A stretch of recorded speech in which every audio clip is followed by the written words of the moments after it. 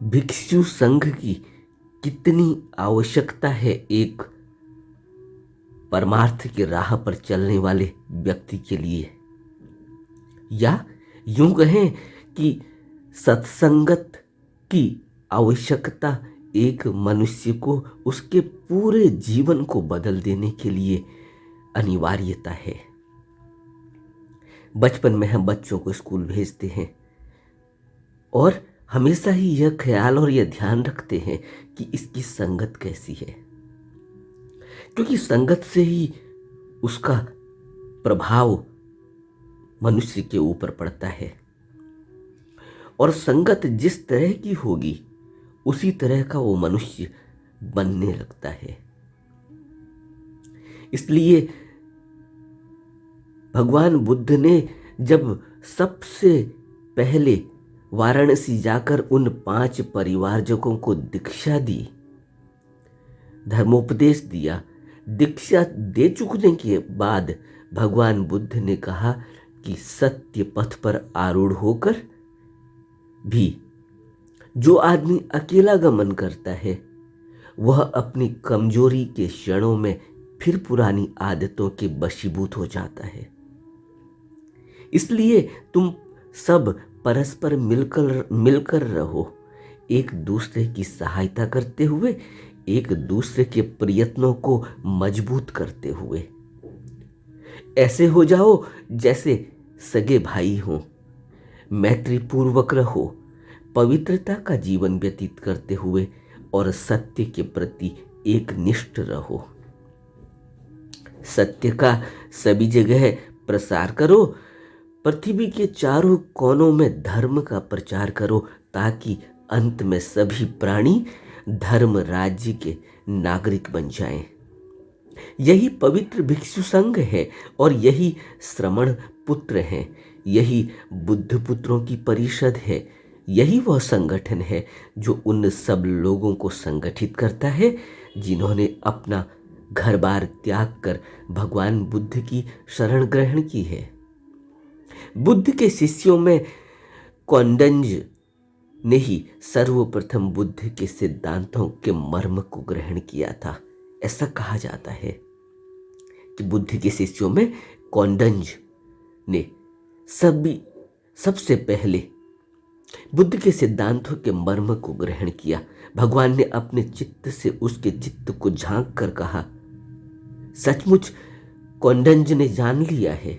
इसीलिए कौंडन्य स्थविर का नाम पड़ा अजात कौंडन्य, यानी जानकार कौंडन्य। तब कौंडन्य ने भगवान बुद्ध से कहा, हमें भगवान के हाथों प्रवज्ञा मिले, उपसंपदा मिले। बुद्ध ने कहा, भिक्षुओं आओ, धर्म सुआख्यात है, दुख का अंत करने के लिए धर्माचरण करो। तब कौंडन्य और दूसरे भिक्षुओं ने 3 बार इन वाक्यों को दोहराया कि वे भगवान अरहत हैं, सम्यक संबुद्ध हैं, वे विद्या और आचरण से युक्त हैं, वे सुगत हैं, वे लोक के जानकार हैं, वे लोकोत्तर हैं, वे पुरुषों का दमन करने वाले सारथी हैं, वे न केवल आदमियों बल्कि देवताओं के भी शास्ता हैं, वे बुद्ध हैं, वे भगवान हैं। इसलिए मैं बुद्ध की शरण जाता हूं। भगवान बुद्ध का धर्म सुआख्यात है, वह सांदृष्टिक है, काल की सीमाओं से परे है। उसके बारे में कहा जा सकता है कि आओ और स्वयं परख लो। वह ऊपर उठाने वाला है, प्रत्येक विज्ञ आदमी उसका साक्षात्कार कर सकता है। इसलिए मैं धर्म की शरण जाता हूं। फिर आगे अजात यानी जानकार कौंडन्य ने कहा, भगवान बुद्ध का शिष्य समूह सुप्रतिपन्न है, वह ऋजुगामी है, ऋजुमार्गी है, वह न्याय मार्गी है, वह श्रेष्ठ मार्गी है। यह जो श्रोतापन्न सुकृदागामी आदि पुरुषों की 4 जोड़ियां हैं, यही भगवान का श्रावक संघ है। यह आदर करने योग्य है। यह अगुवाई करने योग्य है, यह दक्षिणा देने योग्य है, यह अंजलिबद्ध प्रणाम करने योग्य है। यह लोक के लिए अनुपम पुण्य क्षेत्र है, इसलिए मैं संघ की शरण चाहता हूं। और कहते हैं कि दिन प्रतिदिन भगवान का धर्म फैलता गया। धम्म, अनेक लोग धम्म श्रवण के लिए आने लगे और दुख का अंत करने के लिए श्रेष्ठ जीवन बिताने के उद्देश्य से दीक्षा ग्रहण करने लगे। और जब तथागत ने देखा कि संख्या की दृष्टि से बहुत से ऐसे लोग हैं जो धम्म सुनना चाहते थे और दीक्षा ग्रहण करना चाहते थे, आवश्यकता की पूर्ति कर सकना असंभव है, तो उन्होंने अपने शिष्यों में से कुछ को धर्म प्रचारार्थ बाहर भेज दिया और उन्होंने कहा, तथागत द्वारा उपदिष्ट धर्म और विनय तब विशेष रूप से चमकते और दमकते हैं जब उनका प्रचार किया जाता है, और तब नहीं जब उन्हें रहस्य बनाकर छिपा कर रखा जाता है। लेकिन साथ ही इतने सत्य और इतने श्रेष्ठ मत को ऐसे अनाधिकारी लोगों के हाथों में भी नहीं पड़ने देना चाहिए जो इसके मूल्य को नहीं समझते हैं या जो इससे निर्लज्जता पूर्वक घृणा करते हो या जो इसका मजाक उड़ाते हो। हे भिक्षुओं, मैं तुम्हें यह अधिकार देता हूं कि भिन्न भिन्न जनपदों और देशों के जो लोग प्रवर्जित होने के उत्सुक हों और इसके योग्य हों, उन्हें तुम प्रवर्जित कर सकते हो। भिक्षुओं, बहुत जनों के हित के लिए, बहुत जनों के सुख के लिए विचरो। भिक्षुओं, दुनिया पर अनुकंपा करो। भिक्षुओं, जो आदि में कल्याणकारी है, मध्य में कल्याणकारी है और अंत में कल्याणकारी है, ऐसे सद्धर्म का उपदेश दो, व्यंजनों सहित और अर्थों सहित। कुछ प्राणी हैं जिनकी आंखों पर नाम मात्र की धूल पड़ी है, किंतु यदि उन्हें भी धर्म सुनना न मिलेगा तो वे मोक्ष लाभ नहीं कर सकेंगे। उन्हें श्रेष्ठ जीवनचर्या का उपदेश दो, वे उसे स्वीकार करेंगे। और उन सभी भिक्षुओं की यही चर्या बन गई कि शेष सारा वर्ष घूम घूम कर धर्म प्रचार करते रहना, किंतु वर्षा के 4 महीनों में इकट्ठे होकर एक जगह रहना और अपने तथागत के प्रवचनों का श्रवण और मनन करना। यह भिक्षु संघ है। भिक्षु संघ जिस समय भगवान बुद्ध ने इसकी रचना करी, इसके बारे में कहा, तो सबसे प्रथम उपदेश यही है कि सत्य पथ पर आरूढ़ होकर भी जो आदमी अकेला गमन करता है वह अपनी कमजोरी के क्षणों में फिर पुरानी आदतों की वशीभूत हो जा सकता है। इसलिए तुम सब परस्पर मिलकर रहो, एक दूसरे की सहायता करते हुए, एक दूसरे के प्रयत्नों को मजबूत करते हुए। संघ की एक बहुत बड़ी महिमा है, सत्संगत की एक बहुत बड़ी महिमा है। कबीर कहते हैं कि संगति से सुख उपजे, कुसंगति से दुख जोई। कहे कबीर तह जाइए, साध संग जहां होई। जहां भी साधु का संग मिले वहां जाना चाहिए। क्यों? क्योंकि साधु के पास जाने से सब कुछ मिल जाता है। क्योंकि कबीर साहब कहते हैं कि संगति कीजिए संत की जिनका पूरा मन, अंतोले ही देते हैं नाम सरीखा धन। अंतोले ही देते हैं, यानी वह किसी पर यह नहीं कि किसी को कम देना, किसी को ज्यादा देना, ऐसा नहीं कि अपने मन को थोड़ा सा रोक कर रखना। कबीर कहते हैं कि उनका पूरा मन होता है। पूरा मन एक ऐसी दिव्य दृष्टि, एक ऐसी आभा, एक ऐसा ऐश्वर्य। यह किसी व्यक्तित्व की बात नहीं है कि हम, जब यह कहा जा रहा है कि बुद्ध की शरण, तो बुद्ध की शरण का यह अर्थ नहीं है कि हम किसी व्यक्ति की शरण जा रहे हैं। किसी व्यक्ति का सवाल नहीं है, यहां व्यक्ति नहीं है, यहां उस ऐश्वर्य की शरण, उस बुद्ध की शरण जिसने धर्म को जान लिया, जिसने धम्म का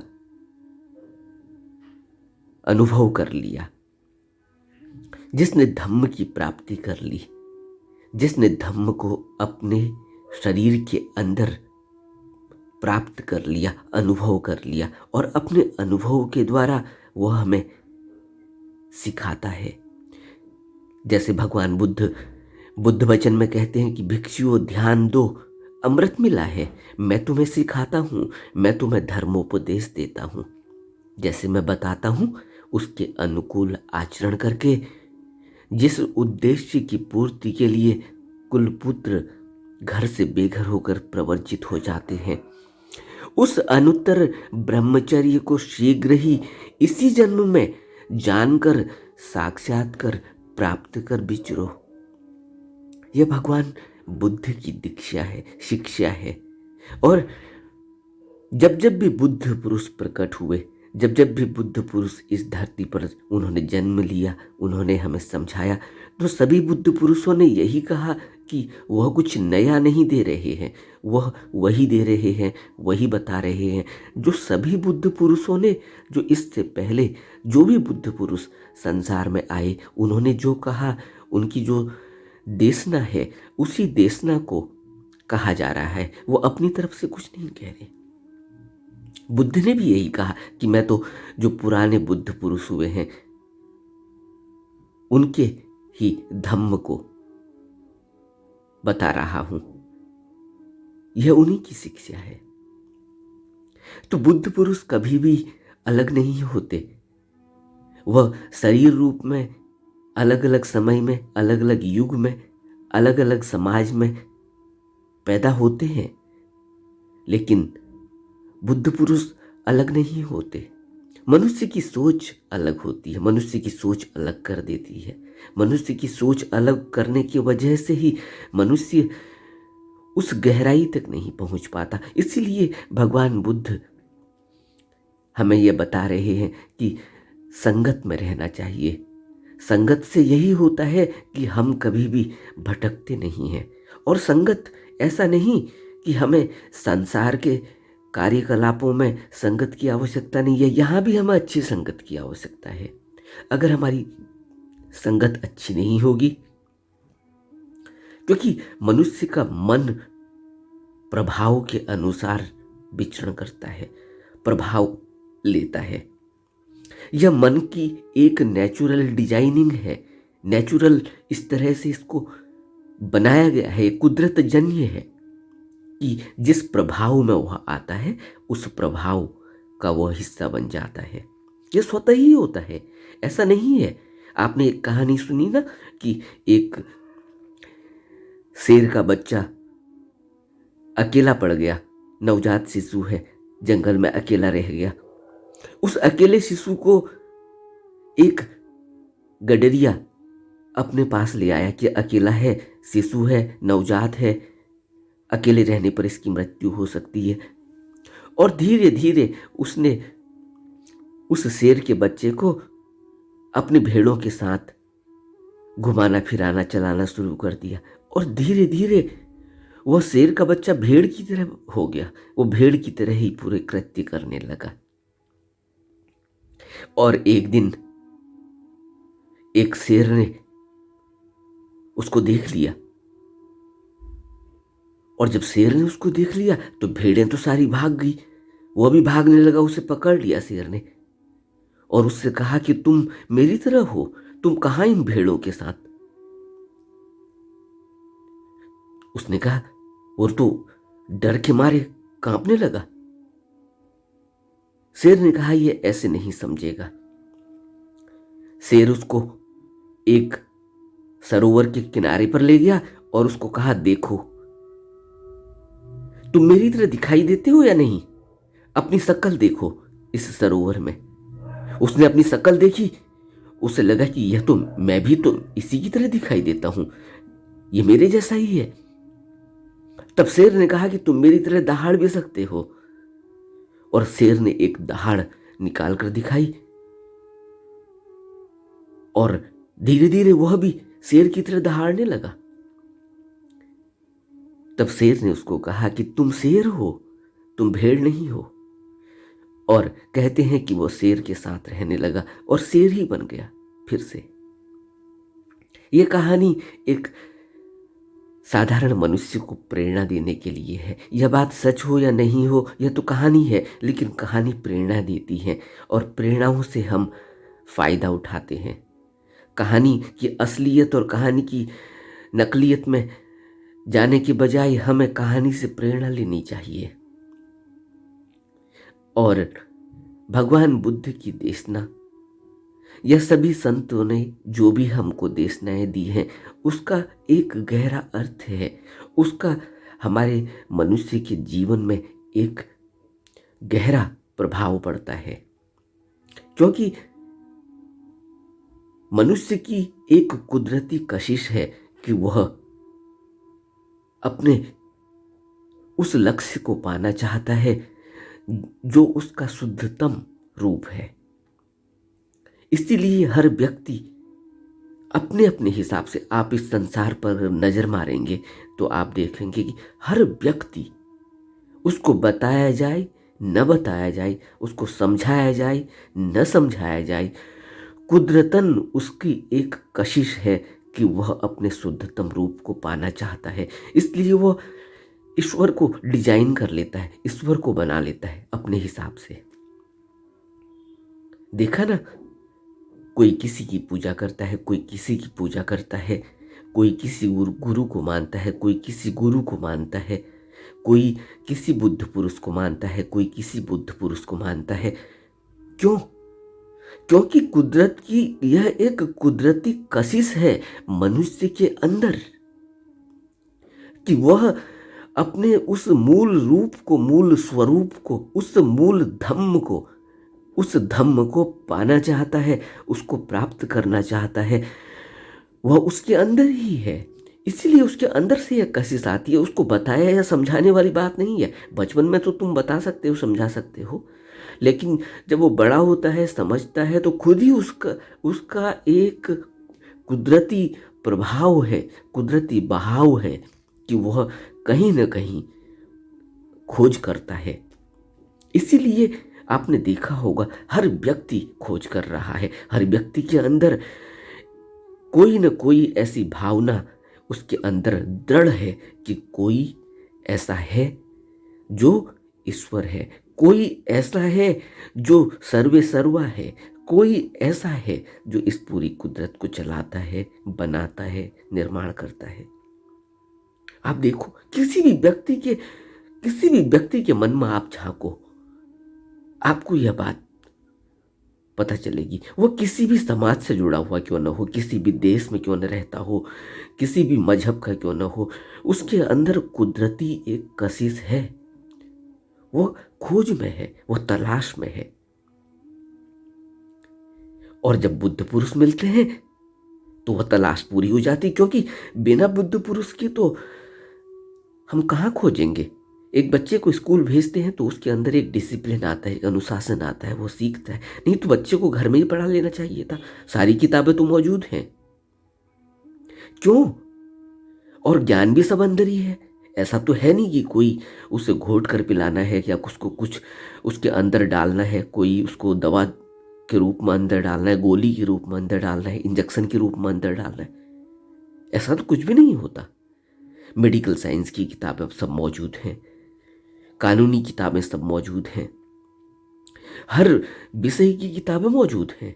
लेकिन उसके बावजूद भी क्यों हम बच्चे को उसकी शुरुआत, बच्चे से लेके जब तक भी वो अपने उस मुकाम तक नहीं पहुंच जाता जहां तक हम ये मानते हैं कि वह अब उस लायक बन गया है कि वह अब दूसरे को बता सकता है, समझा सकता है, तब तक उसको पढ़ाई करनी होती है। तब तक उसको एक मार्ग का सहारा लेना होता है। वो स्कूल जाता है, फिर वो मिडिल में जाता है, फिर वो सेकेंडरी में जाता है, फिर वो हायर सेकेंडरी स्कूल में जाता है, फिर वो कॉलेज में जाता है, यूनिवर्सिटीज़ में जाता है, फिर वह किसी प्रोफेसर की पर्सनल गाइडेंस में अपनी एमफिल और अपनी पीएचडी करता है। किसी साइंटिस्ट के गाइडेंस में वो साइंस के तजुर्बे लेता है, रिसर्च करता है। आपने देखा, कभी महसूस किया? हमें जब संसार में हमें यह जरूरत है तो क्या हम यह सोचते हैं कि हमें कोई जरूरत नहीं इस मार्ग में, जिस मार्ग के लिए कुदरती कशिश हमारी है? हर व्यक्ति मंदिर चाहता है। हर व्यक्ति ने घर के अंदर कोई न कोई कोने में एक अपना मंदिर बनाया है, एक शुद्धतम स्थान बनाया है जहां वो बैठता है, हाथ जोड़ता है, माफी मांगता है, अपने क्रियाकलापों के बारे में ध्यान देता है, क्या अच्छा हो रहा है, क्या बुरा हो रहा है। कोई इष्ट उसने बनाया हुआ है। क्यों? और जब पूरे संसार में हमें कोई सहारा चाहिए, कोई बताने वाला चाहिए, समझाने वाला चाहिए, गाइडेंस चाहिए, ऐसा तो नहीं है कि कोई प्रोफेसर हमें इंजेक्शन लगा के कुछ हमारे अंदर कोई नॉलेज डाल रहा है। नॉलेज तो हमारे ही अंदर है, बाहर के माध्यम से हम अपने अंदर उसे उघाड़ते हैं। तो क्या हम यह सोचते हैं कि इस मार्ग में, जो मार्ग हमें दिखाई नहीं दे रहा है, जो हमारे ही अंदर है, लेकिन हमें उसका कोई ज्ञान नहीं, क्योंकि हम आंख बंद करते हैं, हमें तो अंधेरा दिखाई देता है। तो क्या हमें यहां किसी गुरु की तलाश नहीं, जरूरत नहीं? हमें विचार करना चाहिए। और यही सभी बुद्ध पुरुष समय समय पर आकर और अनंत जन्मों से बुद्धों की पीढ़ी दर पीढ़ी बुद्धों की एक श्रृंखला चलती है। जरा देखो कब से बुद्धों की श्रृंखलाएं चल रही हैं, हम तो सोच भी नहीं पाएंगे, क्योंकि हमारे पास तो वह इतिहास भी नहीं है। जब से हमारे पास इतिहास है तभी से देखें। अगर नहीं थी जरूरत तो फिर क्यों इतने लोग उनके संपर्क में आए, क्यों उनके अनुयायी बने, और क्यों उन्होंने भी फिर यही देशना को आगे बढ़ाया है? हमें विचार करना चाहिए, क्योंकि जीवन बहुत थोड़ा है, इसकी एक मियाद है, इसका एक टाइम मुकर्रर है। और संतों ने तो यहाँ तक भी कह दिया कि यह जन्म अमूल्य है, क्योंकि यह जन्म बार बार नहीं मिलता, और अगर मिलता भी है तो मिलने के बाद भी क्या हो रहा है यह हम अपनी जिंदगी में देख रहे हैं, अपने आसपास में देख रहे हैं कि हमारी भूख खत्म नहीं होती, हमारी तृष्णा खत्म नहीं होती। हम पेट के लिए, अपने पालन पोषण के लिए अपने जीवन को ऐसे ही लगा देते हैं और उस मार्ग को नहीं खोज पाते जिस मार्ग की बात हमें बुद्ध पुरुष कर रहे हैं कि मुक्त होया जा सकता है। यहाँ दुख ही दुख है, और ऐसा नहीं कि यह दुख हम झेल नहीं रहे, यह दुख हमें पता नहीं चल रहा है, क्योंकि कुछ भी पा लेने से सब अनात्म है, सब अनित्य है, तो सब मिट ही जाने वाला है। और सब न मिटे भला, सब रहे भला, लेकिन हम तो मिट ही जाने वाले हैं। और जब हम मिट ही जाने वाले हैं तो फिर हमारा जीवन हमने कहाँ लगाया? तो किस तरह से जीवन जीना है संसार में, यह भी हमें बुद्ध पुरुष बताते हैं। ऐसा नहीं बताते कि फिर एक ही तरफ और एक ही ढर्रे पर चलने लगो। इसीलिए तो बुद्धों ने हमें मध्य मार्ग दिया कि संसार में रहकर कमलवत जीवन जिया जा सकता है। हमें बुद्ध पुरुषों के वचनों पर गहरे में ध्यान देने की आवश्यकता है, गहरे में विचार करने की आवश्यकता है, अपने एकांत में सोचने और विचारने की आवश्यकता है, बजाय इसके कि क्या गलत है क्या ठीक है। हमें समझ नहीं अभी कि क्या गलत है और क्या ठीक है, कौन गलत कह रहा है कौन ठीक कह रहा है, कहाँ क्या लिखा हुआ है, क्या गलत है क्या गलत ठीक है, यह हम विचार नहीं कर पाएंगे, क्योंकि हम अभी उस स्थिति में नहीं हैं जहाँ पर हम बुद्धों पर संदेह करने लगे कि वह बुद्ध तो कुछ और कह रहे हैं, यह बुद्ध तो कुछ और कह रहे हैं। बुद्ध अलग नहीं कहते, बुद्ध तो एक ही बात कहते हैं। हमारी समझ का फेर है, क्योंकि जैसे जैसे हमारी अवेयरनेस बढ़ती है, एक छोटे से बच्चे को देखो ना, एक छोटे से बच्चे की समझ अभी सिर्फ चॉकलेट तक और टॉफ़ी तक टिकी हुई है, और आप उसको बोलो कि मैं तुम्हें कोई बड़ी चीज़ देना चाहता हूँ, हीरा देना चाहता हूँ, वो कहेगा मुझे हीरे से क्या करना है, मुझे आप बॉल ला के दो, मुझे आप चॉकलेट ला के दो। उसे नहीं चाहिए ये तुम्हारा हीरा, तुम्हारा सोना, ये तुम्हारा कुछ और, तुम्हारे कुछ और बहुमूल्य चीजें। उसे तो वह चाहिए जो उसके लिए बहुत अट्रैक्टिव उसी समय मालूम हो रही है। उसे तो लगता है कि सब बॉल खेल रहे हैं, मुझे भी बॉल खेलनी है। उसे लगता है कि चॉकलेट बहुत अच्छी है, चॉकलेट में सबसे बड़ा मजा है। और ये कह रहे हैं खीर खाओ, हलवा खाओ, या कुछ और ऐसी वह चीज खाओ जो बहुत ही पौष्टिक है। मुझे क्या करना है पौष्टिक चीजों से, मुझे तो चॉकलेट में रस आ रहा है। लेकिन बच्चे की जब अवेयरनेस बढ़ती है फिर वो कहता है कि चॉकलेट से क्या होता है। अब बच्चे को बताते रहते हैं, पेरेंट्स बताते रहते हैं, डॉक्टर के पास जाता है वो बताते रहते हैं कि देखो तुम्हारे दांत खराब हो गए क्योंकि तुम चॉकलेट खाते हो, टॉफ़ी खाते हो, इस वजह से ये हो रहा है। तुम ब्रश नहीं करते हो प्रॉपर तरीके से, इस वजह से ये हो रहा है। लेकिन वो कहता है, वो उस बात को मानता ही नहीं, उस पर विचार ही नहीं करता। और एक दिन ऐसा आता है जब उसकी अवेयरनेस बढ़ती है, जब उसकी समझ बढ़ती है, जब उसका दायरा खुलता है, तब उसे पता लगता है कि कितनी चीनी की बॉडी में ज़रूरत है, कितना मीठा खाना है, कितना खट्टा खाना है, कितना नमक खाना है। फिर वो सुबह से शाम तक चॉकलेट और सुबह से शाम तक चिप्स और कुरकुरे नहीं मांगता जिसमें कितना नमक है, कितनी चीनी है। सोचो, एक छोटे से बच्चे को सुबह से शाम तक भी आप देते रहोगे वो मना नहीं करेगा जब तक कि उसको उल्टी ही ना आ जाए। लेकिन जब कोई व्यक्ति बड़ा हो जाता है, उसको समझ आती है, उसका दायरा खुलता है, उसे तब पता चलता है कि नमक ज़्यादा खाने से क्या होता है और चीनी ज़्यादा खाने से क्या होता है। और जो लोग पीड़ित हो जाते हैं फिर उनको और अच्छा पता चलता है। फिर वो मन मार कर भी, न चाह कर भी, चाह कर भी देखो कैसे फीका खाना खाते हैं। क्या हुआ? अब अवेयरनेस बढ़ी है।